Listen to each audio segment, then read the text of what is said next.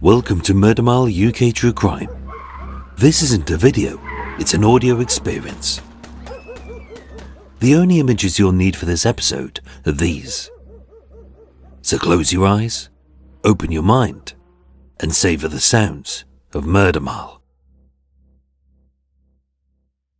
Did an unknown serial killer of gay men once stalk West London? Find out on Murder Mile.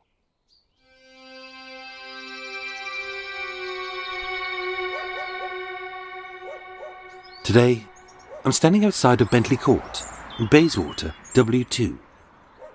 3 streets northeast of the torture of Vincent Carey.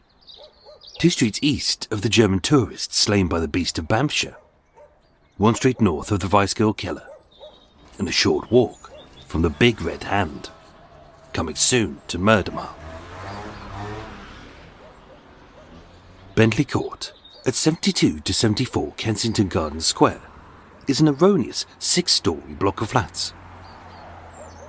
Set amongst tasteful Georgian and Victorian townhouses, with grand Doric columns, elegant tall windows with artistic architraves, and intricately designed wrought iron railings.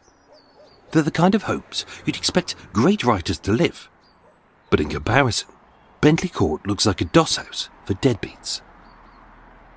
It's flat, dull, vague, and looks like the architect woke up after a boozy lunch, and with 10 minutes until he had to hand in the designs, thought, "Meh, it'll do," before napping and realising he'd forgotten to add any doors, stairs, floors, walls, and even a roof. But then again, maybe being forgettable is a bonus.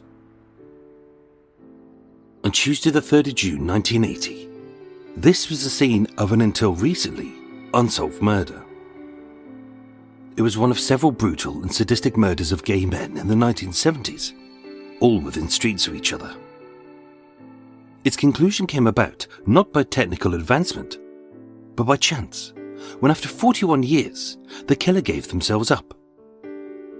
For decades, detectives believed that all 6 of these killings were attributed to the West End gay slayer.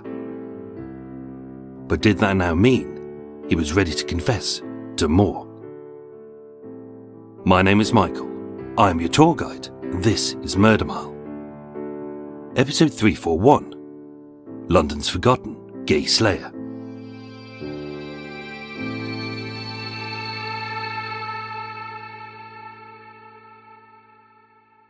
When the murder of gay men in London is mooted, several names sidle into the frame, but we know that this isn't their unreported crimes.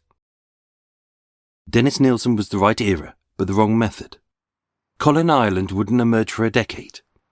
Michael Lupo wouldn't start killing until 3 years after the last.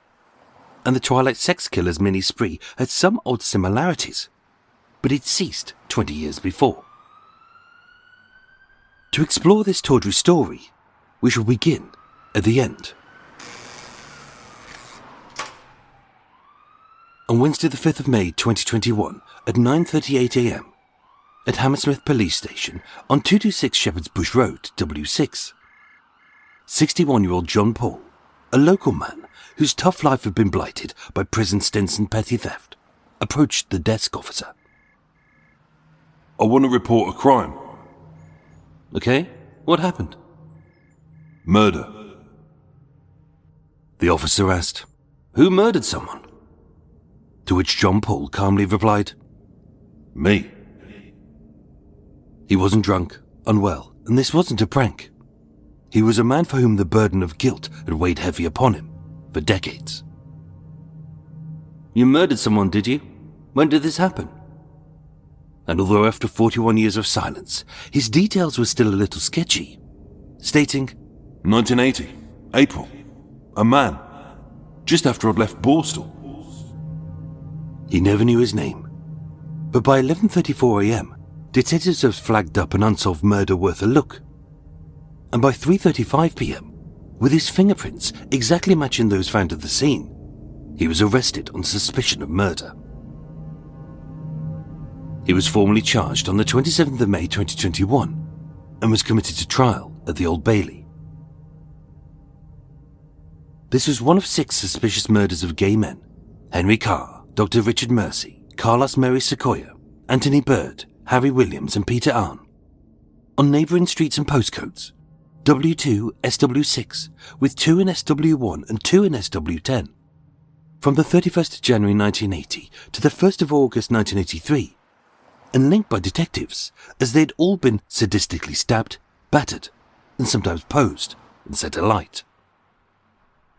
But who was the slayer of gay men in London's West End?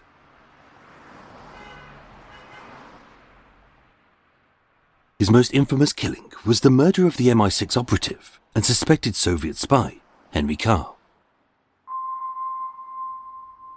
Born on the 25th of May 1929, Henry was raised in an area where government departments mistakenly believed that anyone who went to Eaton, Harrow or Oxbridge must be a jolly good egg and incapable of anything as beastly as treason. Being bright and educated at the almost as posh Dulwich College, during his national service in the Royal Navy, he specialised in ciphers and codes and speaking fluent French and Arabic. In 1955, he joined MI6 under the guise of the Foreign Office. As a diplomat, he was third secretary at the British Embassy in Jeddah and Beirut in 1956 and 57, then second secretary in Beirut for a decade, where he helped build SIS, the Secret Intelligence Service network in the Middle East. And by 1969, he was promoted to first secretary at the Foreign Office. But his whole career came crashing down, owing to his connections to one of Britain's most infamous spies.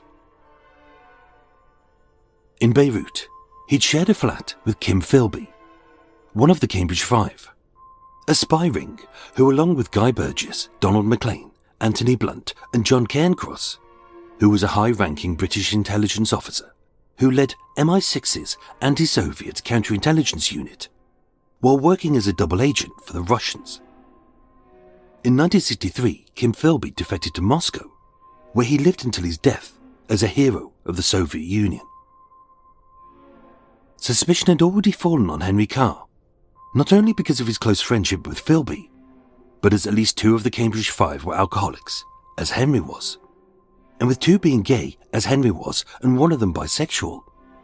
Before his 40th birthday in 1969, he was dismissed due to character weakness.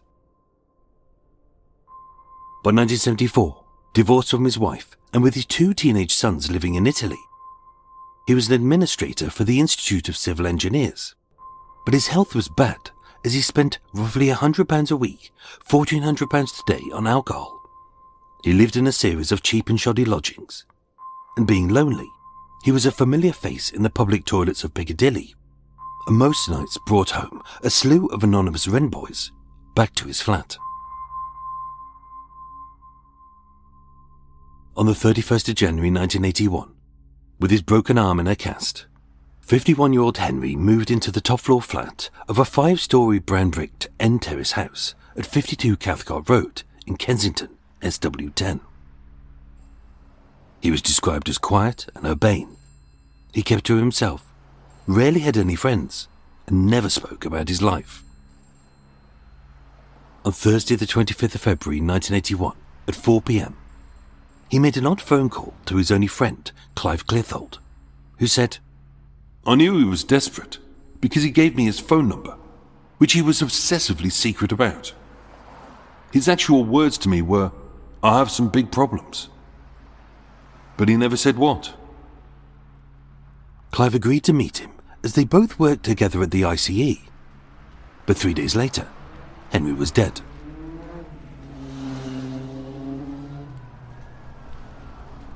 At 8 p.m, on Saturday the 25th of February, firefighters were called to a blaze in Henry's bedroom, believed to have been started by an overturned electric fire. Inside, his semi-clad body was badly charred, but the second they spotted the telltale signs of multiple stab wounds, they knew that this was a murder. Detective Superintendent Brian Sargent found no evidence of forced entry, but Henry was last seen returning to his home at 5 p.m, and no one was seen or heard leaving. Nothing was stolen. He was dressed in just his pants and vest. No sex had taken place, but in what was described as a sustained assault. Although 6'1" and heavily built, pathologist Dr. Ian West stated, "He appears not to have defended himself. He was partially strangled, slashed across the face." And with his own kitchen knife, he was repeatedly stabbed in the chest and the abdomen, causing severe wounds to the heart, liver, lungs, and intestines. DS Sergeant said, "This was clearly a brutal and vicious murder, but its motive is a complete mystery." Many people saw this suspicious death of a suspected spy as an assassination by MI6 or the KGB. But Scotland Yard and the Foreign Office would state, "We have ruled out any intelligence motives." 40 rent boys were interviewed, but none were charged. A suspect was hunted, white, 5'8", early 20s, slim with blonde hair and a dark complexion, wearing tight jeans and high-heeled boots, but never found. Compared to many others, his murder was unremarkable. A depressed alcoholic with a secret sex life who was down on his luck. If he hadn't worked for MI6, his death would barely have made the papers, and the conspiracy theorists who love plot twists wouldn't have got so hot under the collar. But the detectives stated, "We believe he was the victim of a vicious killer who selected his targets from London's homosexual community. Some of the wounds suggest a link with an earlier knife murder of another homosexual." As his sadistic killing wasn't the first by London's forgotten gay slayer, and it wouldn't be the last.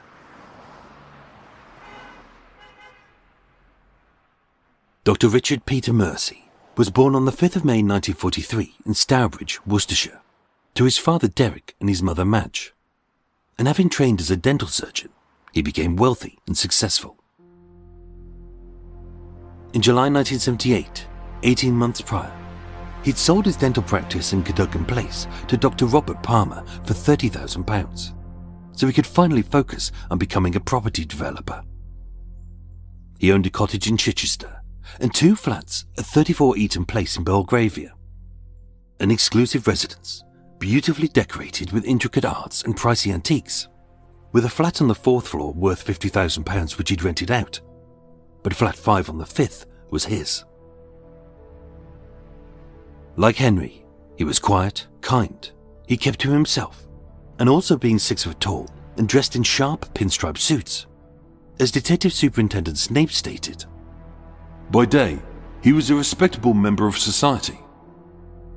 But at night, he would go round to toilets on Hampstead Heath frequented by known homosexuals and took them back to his flat. His direction of sexual desire was sinking lower all the time. He was getting into tendencies of wanting more and more bizarre physical acts." What was referred to as rough trade.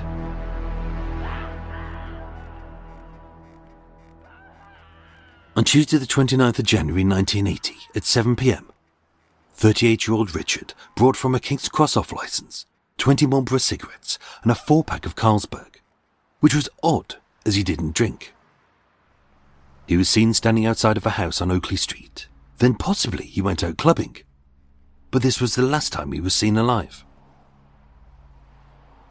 A neighbour later said that, sometime after midnight, "I heard screams coming from the flat, but have no idea what it was about," as many simply put it down to him having many visitors and leading a gay social life.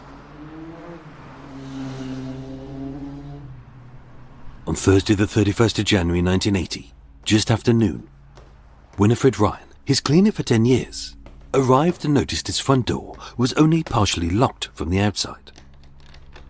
She noted spots of blood on the stairs carpet and recalled, "I went into the bedroom. The door was wide open." His body had lain there for 44 hours, among a scene in which the blood had splattered on every wall, door and surface. He was naked, with a ligature around his neck, implying what detectives said was bizarre sexual activities. But with no evidence of any sex, and the only items stolen from his flat being his watch, his keys, and his Mercedes, robbery didn't seem to be the killer's main motive. As first he was strangled, then as pathologist Dr. Ian West suggested, either he'd been attacked with a blunt instrument, or someone had inflicted severe injuries, consistent with someone having stamped on his head, fracturing his face and his neck. The police were certain that they'd find his killer, as his assailant or assailants would have been heavily bloodstained, being in an uncontrollable frenzy, committing this murder and losing control. Detectives at Rochester Road Police Station interviewed 3,000 people and took 2,000 statements to determine his whereabouts prior to his death. And although they found his bloodstained clothes inside his other car, a white Ford Capri, every clue and angle quickly dried up, and the inquest concluded it as an unlawful killing by persons unknown.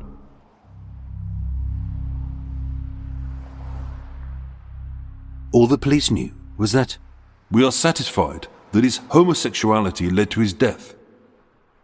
And like the murder of Henry Carr, it was also linked to Carlos Mery-Sequella. Like the others, Carlos had no connections to Henry or Richard. They didn't seem acquainted, and the only connections they had was that their deaths would be linked to London's forgotten gay slayer. Carlos Mery-Sequella came from Santiago, Chile, where he'd trained as a lawyer, and came to Britain in 1970. As a 40-year-old administrator to the External Degrees Department of the Faculty of Medicine at London University, he was well liked and respected. A quiet and kind man who abhorred violence and coarse company. He spoke fluent English with hardly a trace of an accent, and was living with a male dancer of the Modern Ballet Company in Flat 2 on the ground floor of 22 Gunter Grove, a red brick 4-storey terraced house in West Brompton in Kensington, SW10, just 2 streets from Henry Carr. With his boyfriend on tour in Europe, he was last seen alive entering his flat at 5:45 p.m. on Sunday the 12th of October 1980. He was alone, no sounds were heard, and no one was seen leaving his flat. On the Monday, his boss telephoned as he'd failed to turn up for work, which was unusual. On the Tuesday, they notified the Chilean embassy. And on the Wednesday at 7 p.m, police broke in and found his body. Carlos was found in bed, partially dressed, with his throat slashed with a knife 5 times. His exposed chest and abdomen had been severely mutilated. He had been stabbed forcefully right through the heart, and with many of the killing's more sinister details deliberately left out of the newspapers to trap the killer, detectives stated that the body was decorated in a macabre way. It was an obscene, vicious murder. Whoever did it must have a warped mind with a macabre sense of humour, and he might very well kill again. Again, his homosexuality was listed as leading to his death and attributed to London's gay slayer. But no one knew who his killer was, and as far as they knew, he'd never shown his face or left a fingerprint. On the 2nd of August 1981, 1 year later, having extradited a man in his 20s via Interpol, DCS Ronald Hardy interviewed an unnamed suspect about the murders of Henry Carr, Dr. Richard Mercy, and Carlos Mery-Sequella. The report was submitted to the DPP, but the suspect was never named, tried, or convicted. 3 men were dead, with no one arrested for their bizarre and motiveless murders. And yet just 3 months before Carlos's killing, another gay man was slain in the West End.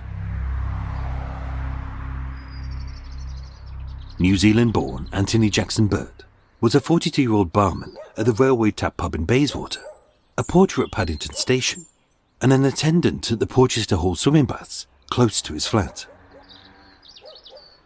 On the night of Thursday the 3rd of June 1980, he was seen on nearby Queensway looking for a man to have sex with, and he told his friends, "I've got my eye on a black lad."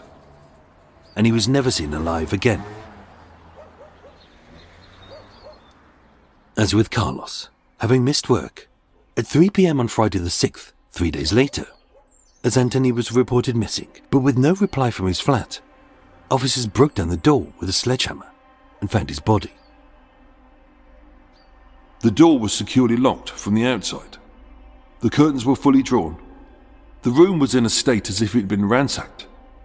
There was a sideboard with nothing on it, although they noted there was a pattern in the dust marks which indicated that objects had recently been moved.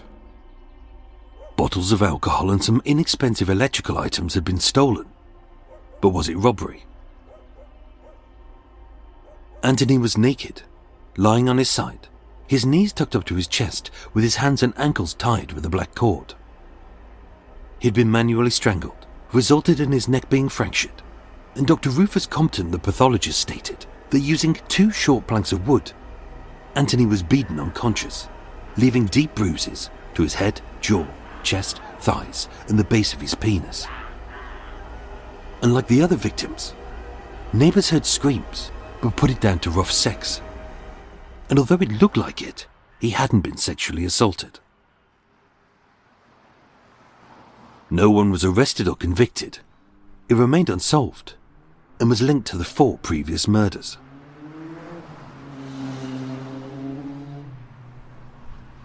The same was said of 63-year-old Harry Williams, a retired former boys' school teacher from Surrey, who lived alone, was a quiet man who was said to be a bit of a loner, who picked up gay men in the pubs of Fulham, and given his all too obvious gingery wig, he was known in gay circles as Harry the Hare. On the afternoon of Sunday the 24th of October 1982, having drank at the Queen's Head, a gay pub on Cathcart Road in Chelsea, he met a young man, white, 25-ish, 5'10", with black greasy hair, in a blue denim jacket and cream flared trousers. They left at 2:15 p.m. and drove off in Harry's car. Like Carlos and Henry, at 3:40 a.m., his death was only discovered when firefighters attended a blaze at his flat at Bagley's Lane in Fulham, SW6, just streets from Carlos's flat. In an oddly similar way, he was naked, but he hadn't been raped. He'd been sadistically battered, and with a steak knife taken from his own kitchen, his chest, neck, and abdomen had been stabbed and savagely mutilated.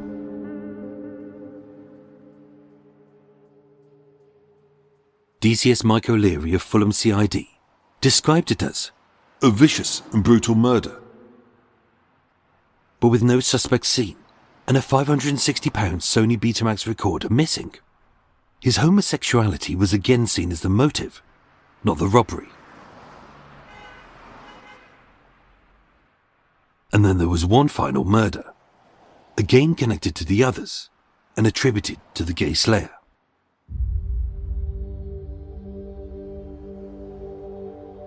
"64-year-old Peter Arne was an actor who'd appeared in over 50 films and TV series, like The Return of the Pink Panther, The Cockleshell Heroes, Straw Dogs, Secret Army, and Triangle. Like the others, he was described as inoffensive and lonely, and a man of great charm, who often invited anonymous men back to his flat, and had a fondness for youngish men who looked like they were down on their luck. On Monday the 1st of August 1983, Peter attended a costume fitting at the BBC, having achieved his lifelong ambition by securing the role of Range, a colonist leader in Series 21 of Doctor Who, opposite Peter Davison. And with a week before filming was due to commence, the next day he was due to head to Plymouth for a break. Just shy of 11 p.m, hearing a violent quarrel, his neighbour at 54 Hounds Place in Kensington SW1 found Peter slumped against a wall of his ground floor flat. His door was open but not broken. His flat wasn't ransacked. His watch, wallet and ring were untouched. And having been beaten, strangled, stabbed and viciously attacked with a log taken from the fire and a wooden stool while he was wearing his pyjamas, his blood had spurted up the walls of the communal stairwell and he died of severe head injuries. A photo fit of a young man seen loitering nearby and eating a jar of honey was published in the local papers. And with an entry for the 8th of August, just 1 week away, in Peter's diary, reading, "Meet Giuseppe," leading to no suspects. His brutal murder was linked to the 5 other unsolved killings, Henry, Carlos, Anthony, Richard and Harry, who, as the press said, frequented gay haunts in London's twilight world and fitted a pattern of sadistic murders. 6 dead men, all gay, all stabbed and strangled, with strong hints of sadism in their deaths. They either knew or trusted their killer, but none of them knew each other. They were murdered inside their own homes, but their killer hadn't broken in. In fact, each of them had let him in. Sex seemed to have been the victim's motive to invite them back, but no sex had taken place, and they hadn't been molested. So who was London's forgotten gay slayer?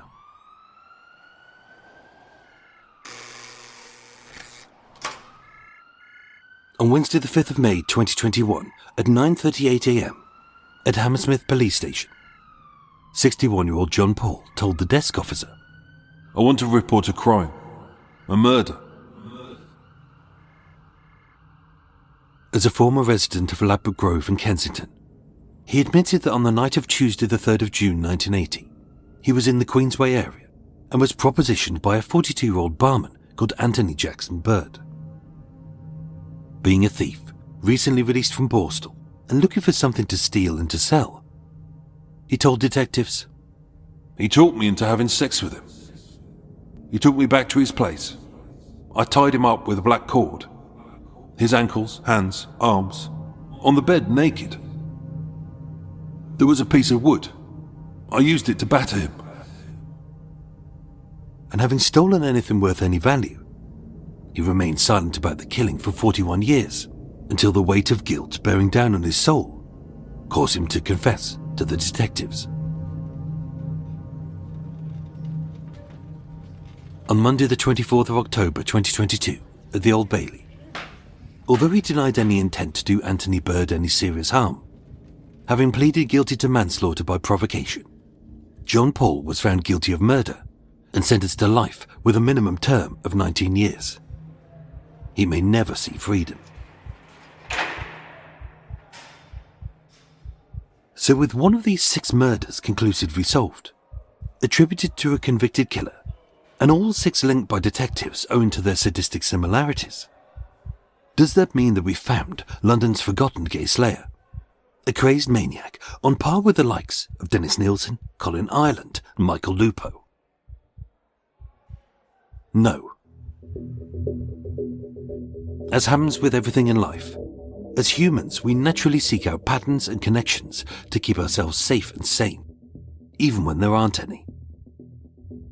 In the case of London's forgotten gay slayer, 6 men, all gay, all quiet, all with secrets, and all living a few streets apart, were murdered in a similar way, in their own homes, and brutalized in a way with as many similarities as there were dissimilarities.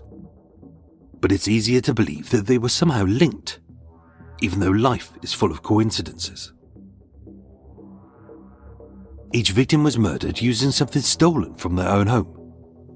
But isn't that what killers do when the murder isn't planned and they're driven by emotion?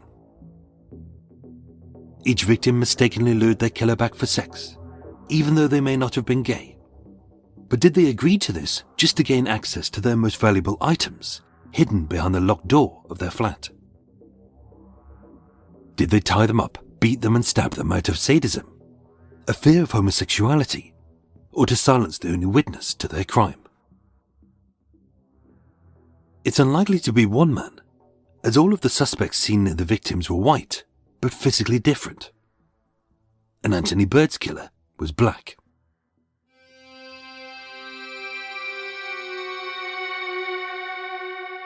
Of the 6 men whose deaths were initially linked to a sadistic killer, John Paul was proven, without a shadow of doubt, to be Anthony Bird's murderer. And although Harry the Hare Williams and Henry Carr the Spy, their deaths remain unsolved, the other 3 would be proven to the maximum level of the law. The killer of Carlos Mery-Sequella was Nadine El Ghazal, a waiter from Tangiers, who had strong feelings for Carlos, was convicted on the 9th of October 1992, 12 years after the murder, having previously confessed of it to his wife, only for her to tell the police when they split up. On the 30th of March 1986, 6 years after the murder of Dr. Richard Mercy, a new team of detectives found evidence linking it to 27-year-old Brian Kirkpatrick Williams of Tottenham. He was arrested, charged, and remanded, but with the prosecution unable to prove his undeniable guilt, he was released. As for Peter Arne, 3 key pieces of evidence would solve the case in just 3 days. With Peter liking young men who were down on their luck, a bearded homeless man was seen by his flat, eating a pot of honey prior to the murder. In Peter's diary, he had written, "Meet Giuseppe." And on the 4th of August 1983, just 3 days after the murder, the body of 32-year-old Italian teacher Giuseppe Peruzzi was found drowned in the River Thames at Wandsworth. His ex-girlfriend said, "He was a good boy, inclined to be over-anxious, who'd lost his trust in women and hoped to find men more understanding." Fingerprints and saliva found at Peter's flat proved it was him. And at Westminster Coroner's Court in 1983, DCI Lander stated, "Everything points towards Giuseppe being Peter's killer, and having performed a brutal murder, then his mind would have turned to killing himself."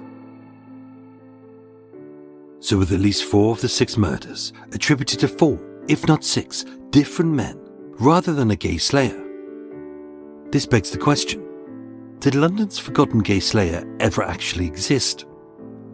Or was he merely concocted due to a homosexual bias by the police and the press, and unable to solve each crime and to attribute it to a fictional serial killer? Did the police take the easy route in a time of corruption, and ultimately pin each of those murders to its most likely of suspects?